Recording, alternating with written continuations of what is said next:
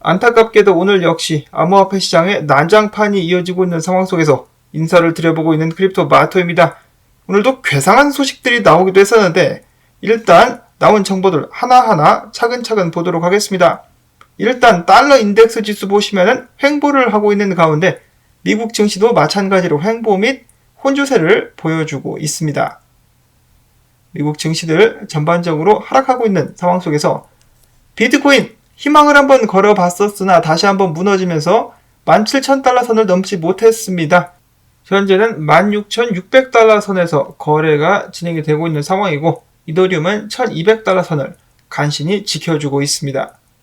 미국 같은 경우는 10월 소비자 물가지수가 줄었다, 생산자 물가지수도 떨어졌다라고 하면서 인플레이션이 고점을 찍었다라고 자화자찬을 하고 있는 가운데 영국 같은 경우는 더욱더 튀어 올라가지고 11.1%까지 올랐다라고 합니다. 자, 과연 미국이 영국보다 회복이 빠른 것일까요?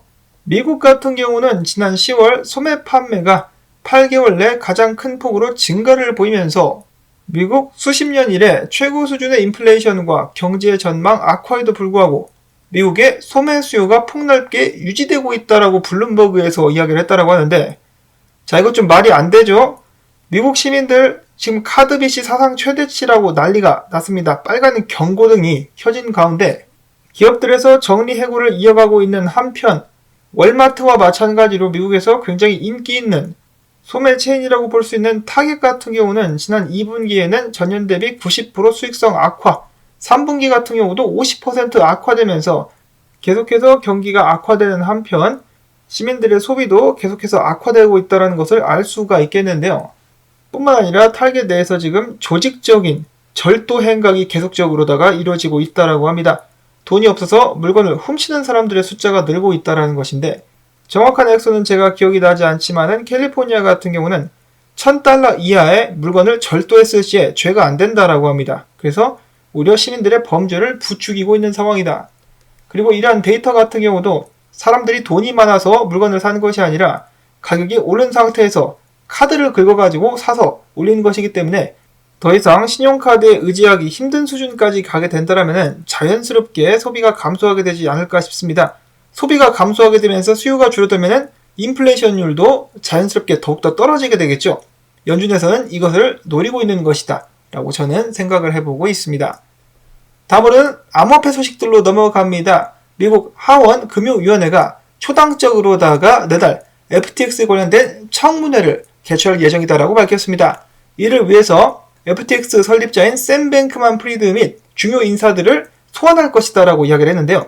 FBI까지 동원해가지고 이들을 데려올 것이다 라는 소식들이 나오고 있습니다.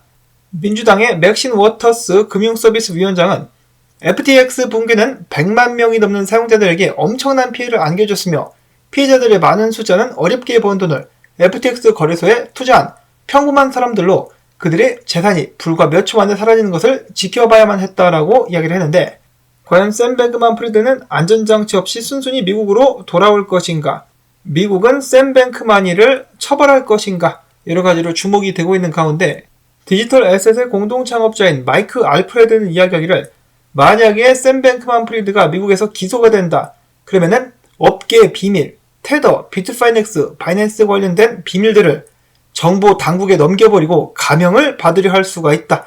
그렇게 되면은 해당 정보들 때문에 그나마 남아있는 암호화폐 산업이 더욱더 붕괴될 수 있다라고 경고를 하기도 했었습니다. 한마디로 이 뽀글이 자식이 걸어다니는 시한폭탄이 됐다라는 것이죠. 자, 뽀글이 같은 경우는 한때 이런 위선적인 모습을 보이기도 했었습니다. 30대 백만장자가 된 그는 나는 정말 소박하다라고 하면서 후줄근한 티셔츠와 반바지를 입고 다니는 한편 차도 람보르기니가 아닌 토요타 코롤라를 탄다라고 이야기를 했었습니다. 그러면서 욕심 없는 순수한 청년이라는 것을 사람들에게 어필을 했는데요. 근데 사는 집 보십시오. 사는 집은 여기야. 코롤라 타면서 여기서 살아. 뭔가 말이 안 되죠. 이 모든 것이 컨셉이었다라는 것을 알 수가 있겠습니다. 사기꾼, 사람들을 기만했죠. 한편 샘 뱅크만 프리드 같은 경우는 전 세계 유명인들, 특히 미국에서 굉장히 유명한 스포츠 스타죠. 탐 브레이드 등등을 통해 가지고 FTX에 가입할 것을 권유했는데요. 가입했었던 사람들 전부 다 돈 다 날라갔습니다. 사람들이 좋아하는 유명인들의 말을 듣고 돈을 넣었었던 투자자들, 너무너무 화가 나는데 거래소는 이미 날아갔으니까 그 유명인들을 대상으로 집단 소송을 제기했다라고 하네요. 근데 유명인들 역시 나도 피해자다 이래버리면은 이 보상을 받을 수 있을 것인가, 그리고 소송이 얼마만큼 길어질지도 알 수가 없는 그런 상황입니다. 그런가 하면은 오늘 또 굉장히 기괴한 그 정보가 나왔습니다. 이거를 제가 방송에서 공유할까 하지 말까 생각을 했었는데, 일단 나와서 살짝 전해드리자면은, 익명의 FTX 내부자는 최근 한 기자에 접촉을 해가지고 이야기하기를, 샘 뱅크만과 알라메다 리서치의 캐롤라인은 반드시 책임을 져야 된다. 나는 다가오는 11월 18일 그들의 성관계 영상을 검열받지 않는 한 웹사이트에 게재하겠다라고 이야기를 했습니다. 많은 사람들은 당연히 이를 굉장히 역겹다라고 생각을 했는데요. 당연히 이것이 진짜인지 가짜인지 아는 사람은 없습니다. 확인되지 않았지만 상상하는 것조차 징그럽다라고 많은 사람들이 표현을 하고 있습니다.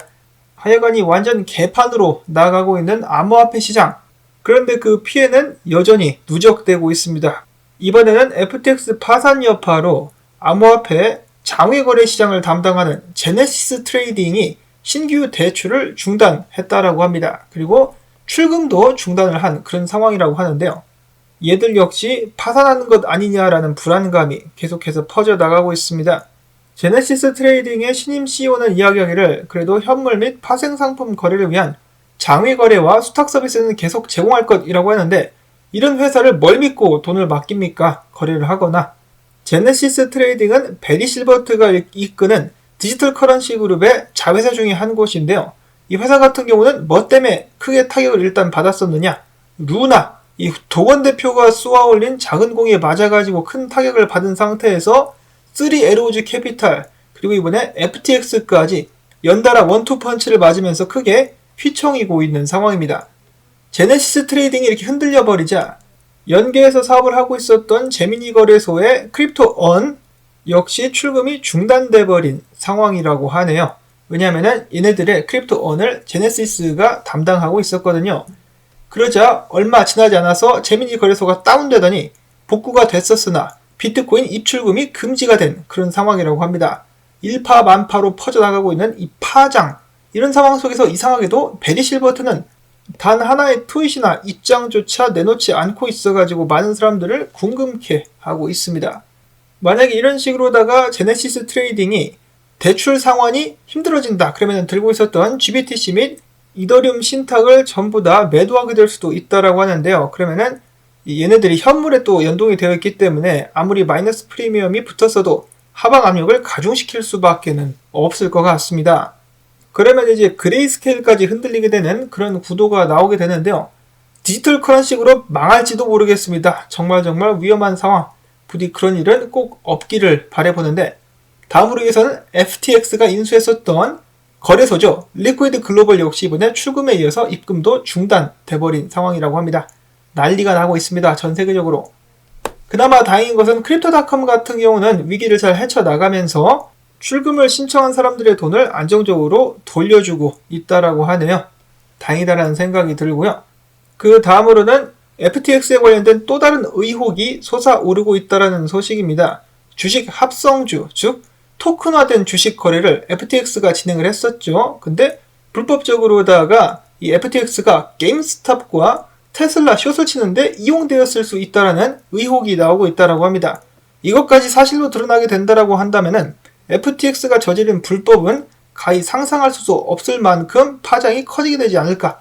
자, 이런 소식을 들은 중국산 일론 머스크, FTX를 나무라는 영상을 찍었다라고 하네요. 중국산 일론 머스크. Hi everyone, I'm Elon Musk. FTX. Money.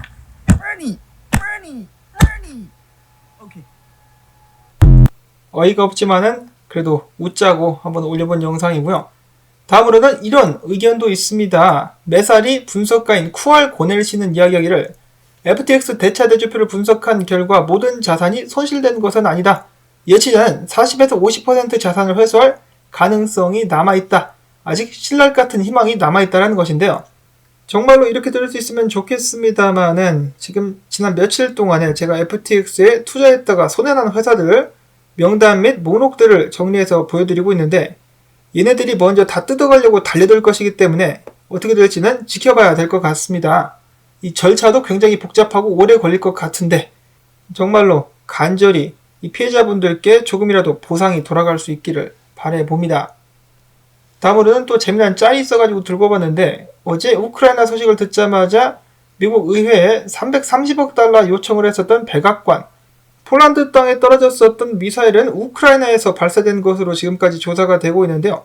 그런데 러시아가 썼다라면서 바득바득 소리를 질렀었던 젤렌스키 같은 경우는 미국 달러를 FTX 세제를 넣고 세탁하는데 여념이 없었다라고 하네요. 일단 이 망할 놈의 전쟁은 하루빨리 끝나야만 되겠고요.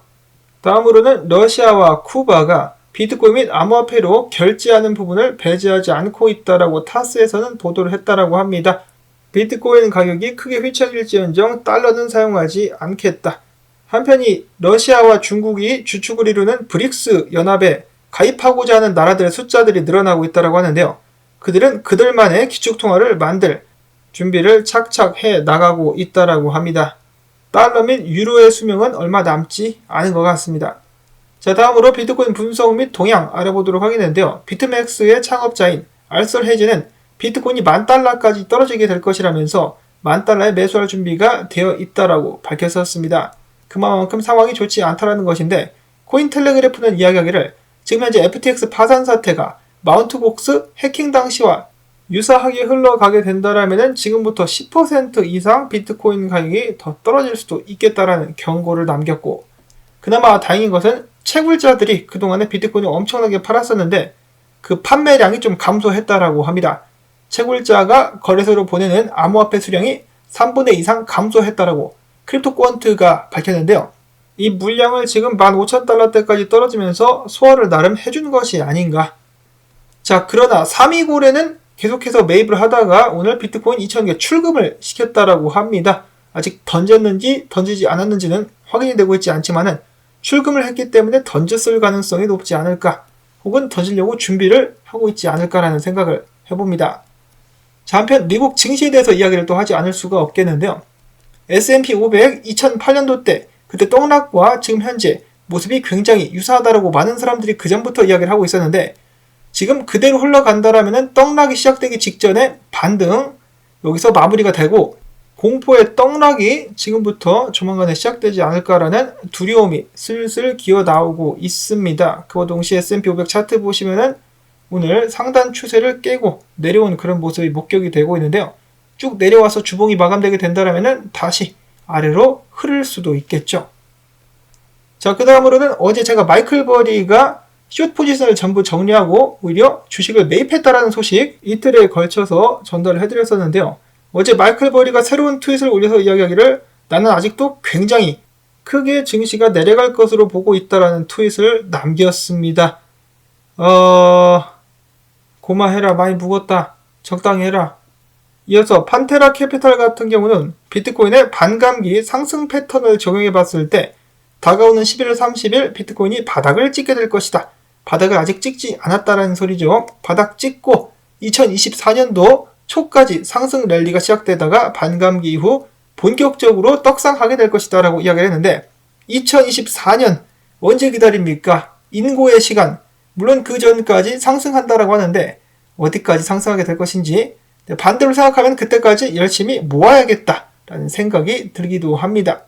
그 다음으로 유명 분석가라는 악셀 키바는 비트코인이 18,000달러 회복을 하지 못하면 못할수록 약세의 지속성이 올라간다라고 이야기를 하고 있습니다. 일단 어제 17,000달러를 뚫고 안착을 했었어야 되는데 그렇게 하지 못해가지고 지금 약세를 겪고 있는 비트코인 지속적으로다가 하방 압력이 가해지고 있는 것 같습니다. 암호화폐 분석가 에드 NL은 이야기하기를 자, 지금 보면은 여기 하얀 선이 비트코인 현물 거래를 나타내는 선이라고 볼 수가 있겠는데 계속해서 떨어지고 있죠. 이것이 상승을 해줘야 좀 반등할 기미가 나올 수 있는데 아직까지는 그럴 기미가 나오고 있지 않다라고 이야기를 해주고 있습니다. 그 동시에 미결제 약정 수치가 굉장히 높은 수치로 올라가고 있는데 그런 과정 속에서 이 펀딩 비율 같은 경우는 중립적이다. 조만간에 거대한 움직임이 나오게 될 것이다라고 여러 분석가들이 예측을 하고 있습니다. 위가 될 것이냐 아래로가 될 것이냐. 토니 기니아라는 분석가 같은 경우는 비트코인은 무조건 11,000에서 14,000달러까지 간다. 그 외 잡음은 무시해도 좋다라고 이야기를 했습니다. 이어서는 만성 떡락충 일카포 오브 크립토 역시 비슷한 의견을 보여주고 있죠. 12,000달러까지 가고야 만다. 떨어지고야 말 것이다. 조시레이즈 분석가 역시도 만약에 비트코인이 다시 한번 16,000달러 아래로 가게 된다면 이번에는 12,000에서 13,000달러까지 떨어질 가능성이 높을 것 같다라고 이야기를 했습니다. 반등의 기미가 전혀 보이고 있지 않은 비트코인, 이러다가 12,000달러까지 떨어지면 이제 9,000달러 간다. 그 다음에는 3,000달러 간다라는 말이 또 나오게 되지 않을까 싶습니다.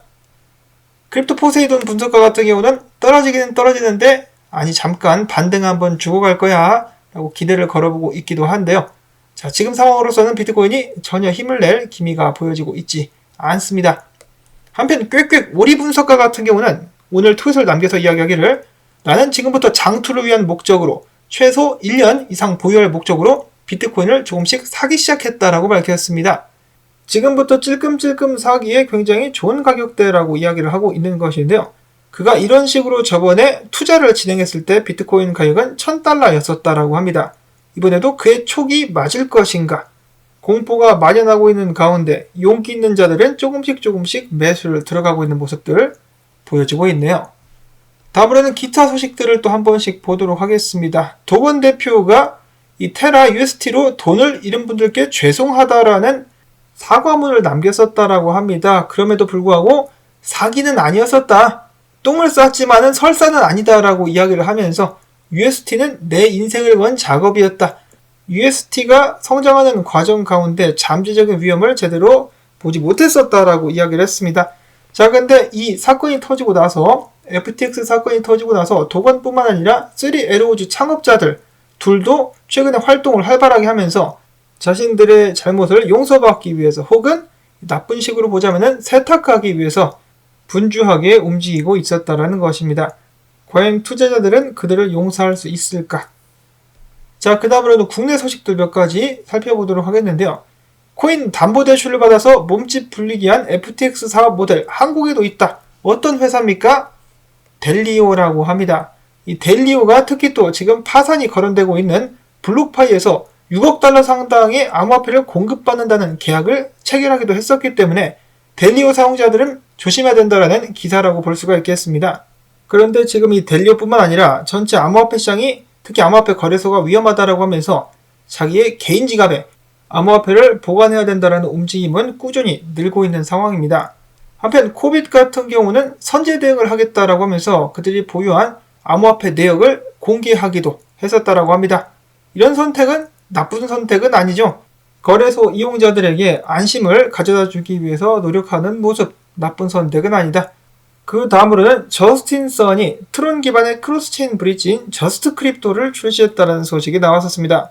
저스틴 선도 가만 보면은 굉장히 간이 큰 녀석이다라는 생각이 드는데요. UST 같은 경우는 알고리즘 스테이블 코인이었는데 망했죠. 근데 저스틴 선은 그거 보고서도 계속해서 알고리즘 스테이블 코인 밀고 있고요. 최근에 크로스체인 브릿지가 해킹당하는 사태가 많이 발생했었는데 그거 보고 있으면서도 크로스체인 브릿지를 출시를 했습니다. 어떻게 보면 굉장히 강단 있는 녀석이다. 아니면 뭔가 믿을 만한 구석이 있는 것인지. 이어서는 제가 영상을 만들고 있는 동안에 추가적으로 나온 정보입니다. 영상이 길어지다 보니까 추가 정보가 나왔는데 바하마 총리가 이야기하기를 FTX 조사가 최우선 순위다 라고 이야기를 하면서 바하마 내에 있는 암호화폐 규제 프레임워크를 업데이트하게 될 것이다 라고 밝혔습니다. 바하마가 만만하니까 글로 가가지고 사기를 친 거죠.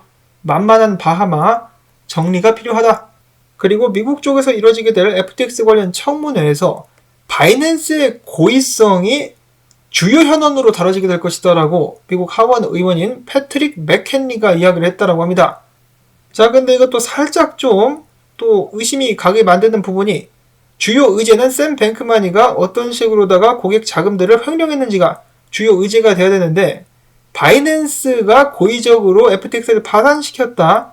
물론 그 문제도 다뤄줘야 되는데 이런 식으로 초점 흐리기 들어가면 안 되죠. 초점은 샘 뱅크마니와 알라미다 리서치의 캐롤라인 앨리슨 그리고 그에 연관된 게리겐세이, 바이든 등등이 다뤄져야 되는데 이것 좀 어떻게든 덮으려고 관심 돌리기를 하려고 하는 것이 아닌가라는 생각이 듭니다.